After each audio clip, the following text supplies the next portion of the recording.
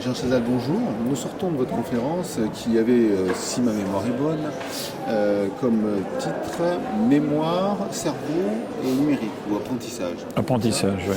Donc on a parlé de cerveau, de neurosciences. Première question, rappelez-nous un peu comment fonctionne le cerveau. On parlera ensuite d'apprentissage. Alors le cerveau, il se construit d'abord, il se construit de la période embryonnaire à la fin de la vie et il est en construction permanente, ça ne s'arrête jamais. Ça c'est la première chose. Ensuite, il fonctionne à la condition qu'il y ait des informations venant de l'extérieur. On appelle ça des informations sensitives ou sensorielles. Et ces informations, il les traite dans un ordre déterminé. Autrement dit, il reçoit, il analyse, il interprète, il encode, il stocke, à court terme, ça c'est la mémoire de travail, ou à long terme, c'est plutôt la mémoire affective, il restitue, il transmet et il conceptualise. Et ça c'est une chaîne qui est nécessaire. Pas d'informations sensitives, pas de fonctionnement du cerveau, pas de restitution d'ordre moteur par exemple. Et on sait très bien qu'un enfant qui naît sourd n'acquiert pas le langage. Voilà, c'est aussi simple que ça. Okay, donc ça c'est le processus un peu d'apprentissage ou d'encodage. Vous avez donc expliqué que on pouvait avoir donc un apprentissage conscient et un apprentissage inconscient. Vous pouvez rappeler un petit peu. Alors oui, la conscience en deux mots, c'est la conscience de soi, la conscience du milieu extérieur et la conscience de ce qu'on apprend. Pour le retenir, c'est la mémoire de travail, c'est la mémoire à court terme. Et la conscience permet de laisser dans le cerveau des traces qu'on peut rappeler, sans les modifier. Quand on passe un examen, on nous demande de rappeler ce qu'on a appris avec un maximum d'exactitude, c'est le 20 sur 20. Elles peuvent être modifiées, mais généralement, ces traces rappelables, elles sont peu modifiées dans le champ de la conscience, quand elles ont été acquises par le champ de la conscience. Et puis l'inconscience, c'est plus compliqué. À l'époque freudienne, on disait l'inconscient, c'est virtuel. Aujourd'hui, on parle de réalité inconsciente. C'est tout ce qui se fixe dans notre cerveau, à notre insu, sans qu'on le veuille, alors par la vision, par l'audition, par le tact, par les émotions, etc.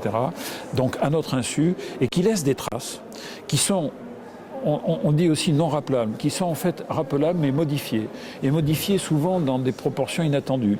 Ce qui peut expliquer certaines de nos réactions qu'on n'avait pas prévues, nous-mêmes, ou que l'entourage n'avait pas prévues. Alors ça, c'est d'une extrême complexité. On sait que ça existe. La biologie nouvelle, la chimie du cerveau, l'imagerie du cerveau nous prouve qu'il y a une réalité inconsciente et qui fait probablement...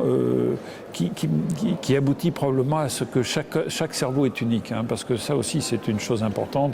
On dit il y a des groupes comportementaux, un tel ressemble à un tel, les jumeaux homozygotes, etc. En fait, chaque cerveau est unique, chaque être est unique, et je dirais qu'au sein de chaque être, chaque rein est unique, chaque estomac est unique, chaque être est unique. C'est important et ça part du cerveau.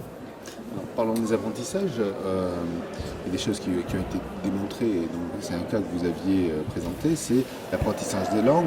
On comprend, on sait qu'un enfant en bas âge apprend plus facilement les langues, et puis passer 11-10 ans, c'est plus compliqué. Pourquoi, par rapport à ce que vous avez dit? Alors, je ne sais pas pourquoi, je n'ai pas de réponse. Ce que je sais, c'est qu'il y a des phases critiques dans l'apprentissage. Et il y en a une particulière pour le langage. On apprend le langage, la langue maternelle, intuitivement, normalement, on va dire, à condition d'avoir une bonne audition quand même, dans la petite enfance. Enfin, déjà chez le nourrisson, dans la petite enfance. Une langue étrangère, si on ne l'apprend pas en même temps que la langue maternelle, si on ne reçoit pas d'informations sur cette langue étrangère pendant cette période critique, c'est-à-dire la petite enfance et la période nourrisson, on l'apprend, mais avec beaucoup plus de difficultés. Et particulièrement les phonèmes ou les sons d'une langue. On prend souvent l'exemple des Asiatiques qui ont des difficultés avec la langue anglaise. Dans la langue anglaise, il y a certains phonèmes, en particulier le L et le R, que les Japonais ou les Chinois sont incapables d'apprendre s'ils apprennent l'anglais après la petite enfance. Par contre, s'ils apprennent l'anglais en même temps que la langue maternelle, ils n'ont aucun problème avec les phonèmes et avec les sons de cette langue. En sachant qu'ils ont quand même finalement une préférence pour les phonèmes japonais ou chinois, asiatiques, et ça c'est le socle génétique de la construction de leur cerveau. Alors maintenant on prend de plein fouet le numérique, ça va être le sujet un peu de notre fin d'interview. Le numérique qui est utile, on utilise au quotidien, on est bercé dedans, qui fait un peu peur. On parle d'intelligence artificielle, de remplacement des métiers traditionnels type avocat, médecin par des machines qui ont une intelligence artificielle avec des algorithmes et autres.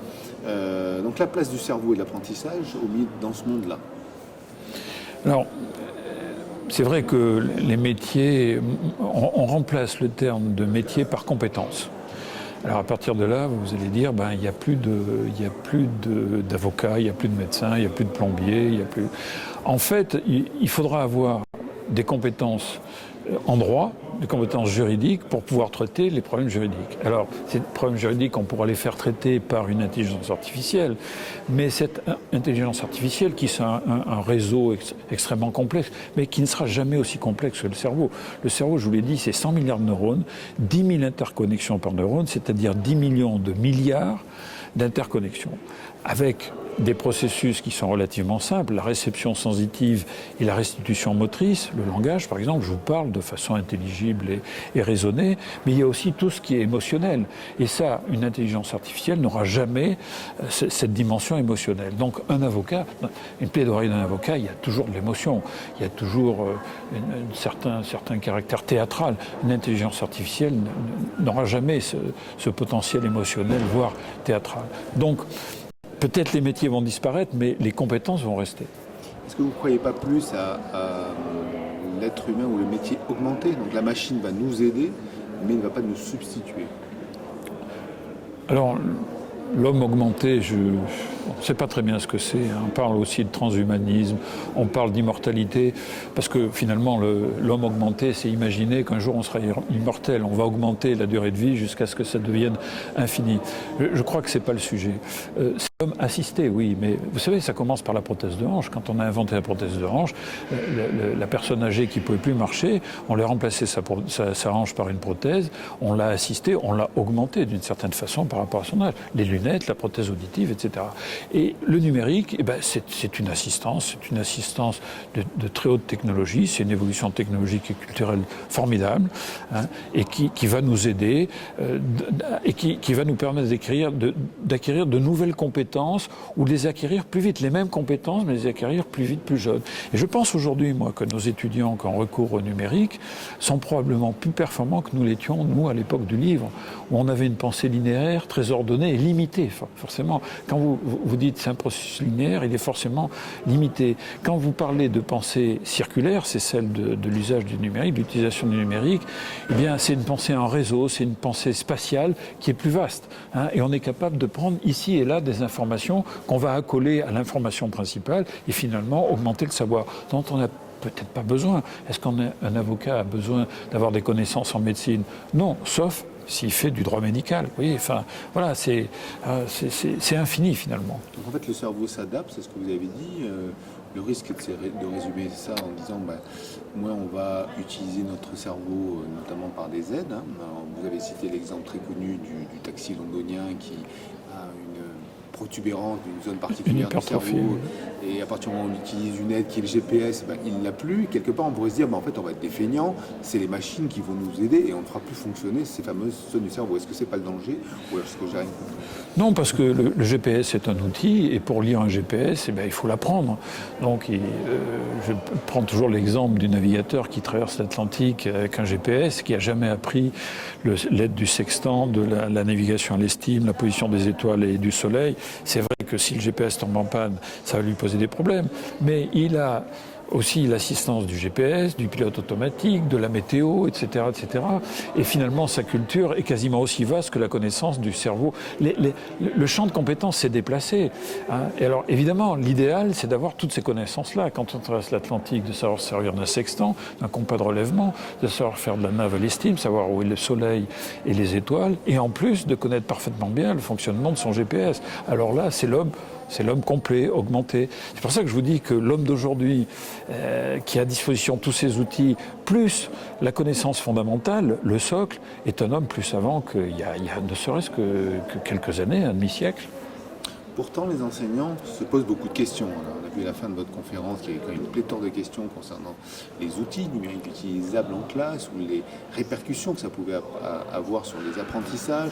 On parle d'apprentissage différencié qui sont utiles avec des tablettes, parce qu'on peut, en justement des différents cerveaux que sont les élèves qu'on a en face sont donc pléthores. En synthèse, vous aviez j'ai eu le sentiment que vous disiez, en fait, on ne sait pas tout. En gros, ce que vous finissiez par un peu le Confucius, je sais ce que je sais, c'est que je ne sais pas grand-chose. Je ne sais pas, oui. Si vous voulez, le problème et le danger peut-être immédiat, c'est que l'enseignant soit dépassé par l'enseigné. Moi, je le vois même à l'université, on voit des étudiants arriver avec une connaissance du sujet qu'on n'a pas soi-même. La bibliographie, vous savez, c'est les références scientifiques dans les revues scientifiques. Il paraît un article important en neurosciences, par exemple, tous les jours, au moins une fois par semaine. Il suffit que vous ne l'ayez pas lu et que l'étudiant l'ait lu et l'ait à peu près compris pour qu'il dise, tiens, il arrive, il est plus savant que moi, parce que j'ai pas eu le temps de regarder ça. Alors ça, c'est ça le danger, et c'est le problème des enseignants actuellement. C'est-à-dire qu'on vit une révolution, une évolution, et que le problème, c'est qu'il faut que l'enseignant reste l'expert. Et il a de plus en plus de mal.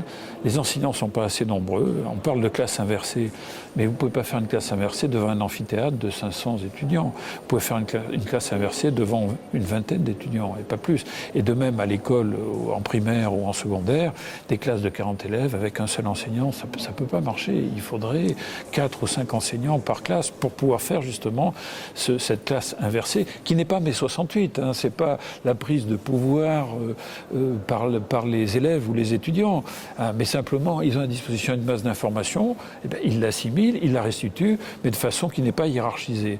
Hein. Il faut ordonner tout ça et c'est le rôle de l'enseignant. Mais pour le moment, on n'est pas assez nombreux, on n'est pas structuré, on n'est pas organisé pour ça, on n'a pas suffisamment d'argent, d'outils pour ça. Et c'est la difficulté de l'enseignement actuel.